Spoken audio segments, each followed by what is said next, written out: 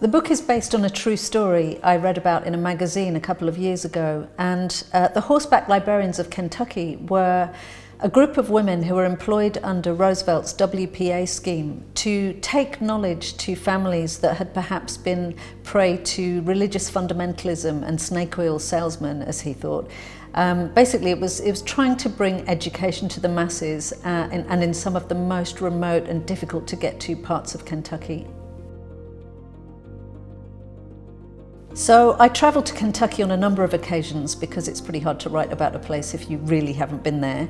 And I rode some of the routes that the librarians would have taken, which was extraordinary because it is very mountainous territory and so much more vast in scale than anything we're used to in this country.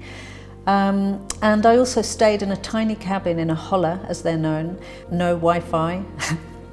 No television, no telephone, no anything really. The toilet was behind a curtain, that was interesting. And every day I would walk to the owner's house to be fed. And she's a 72-year-old ex-hippie called Barbara, who was not slow in telling me when she thought I'd done something stupid like poke a snake with a stick. I would hear her voice across the holler. "Jojo Moyes, did I hear you poking a snake with a stick?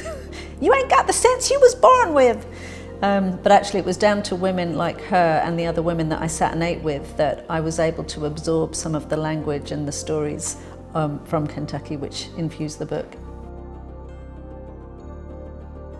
I have to say, if anybody had told me I would fall in love with rural Kentucky, especially one of the poorest areas in the United States, I would have laughed. But I actually did fall in love with that area. It is an extraordinary place. It's the poorest, but also the people are so charming and so funny, and they're great storytellers. There is a great oral storytelling tradition, and it's beautiful. It's just one of the most stunning places I've ever been.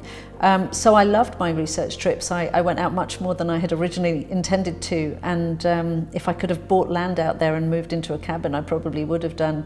I imagine it's a place I'll visit for the rest of my life. It's not really on the tourist trail, but I hope I don't change that.